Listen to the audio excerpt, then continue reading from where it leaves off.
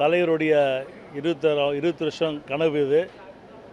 தொடர்ந்து 4 முறை பாராளுமன்ற தேர்தலில் எங்கள் தேமுதிகவுடைய வேட்பாளர்கள் போட்டிட்டுருக்கோம். நாங்கள் பல தேர்தலில் இந்த முறை ராஜ்யசபாவுடைய சீட்டு திமுகவுடைய கூட்டணியில் எங்களுக்கு கொடுத்துருக்காங்க. இன்றைக்கி அதனுடைய சான்றிதழ் வழங்கியிருக்காங்க.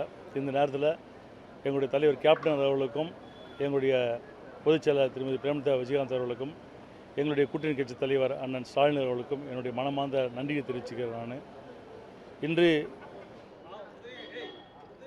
பாராளுமன்றத்தில் உறுப்பினராக நான் போகும்போது தமிழக மக்களுக்கு தேவையான விஷயம் அனைத்தையும் என்னால் முடிந்தவரை கண்டிப்பாக நான் செய்து தருவேன்.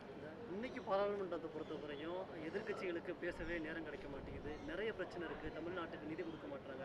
தமிழகம் சார்ந்த பிரச்சனைகள் எவ்வளவோ இருக்கும்போது எல்கே சுதீஷ் நான் இந்த முதல் பிரச்சனையை பேசுவேன், இதை பற்றி நான் குரல் கொடுப்பேன் அப்படின்னு என்ன சார் இன்னும் முடிவு பண்ணலைங்க, சொல்கிறேன் பின்னாடி. நான் அது பேசும்போது பாருங்கள். அது எப்படி சார் இருக்குது? பாராளுமன்றத்துக்கு போகிறீங்க, எப்படி இருக்குன்னு நினைக்கிறீங்க? நீங்கள் ஏற்கனவே உங்களுக்கு நீண்ட நிறைய அரசியல் அனுபவம் இருக்குது, தேர்தலில் போட்டிருக்கீங்க. ஆனால் ஒரு ராஜ்யசபா அந்த மாதிரி இருக்கும்போது அந்த அனுபவம் எப்படி இருக்கும்?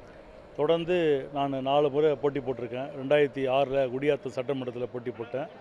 அதுக்கு பிறகு 2009 கள்ளக்குறிச்சி பாராளுமன்ற தேர்தல், 2014 சேலம் பாராளுமன்றம், அதுக்கப்புறம் மீண்டும் 2019 கள்ளக்குறிச்சி.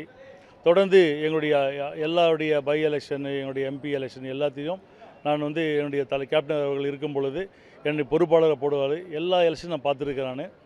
இந்த முறை எங்களுடைய கூட்டணி திமுக கூட்டணி அமோக வெற்றி பெற்று அண்ணன் மாண்புமிகு முதலமைச்சர் அண்ணன் ஸ்டாலின் அவர்கள் மீண்டும் தமிழகத்தினுடைய முதல்வராக மீண்டும் வருவார்.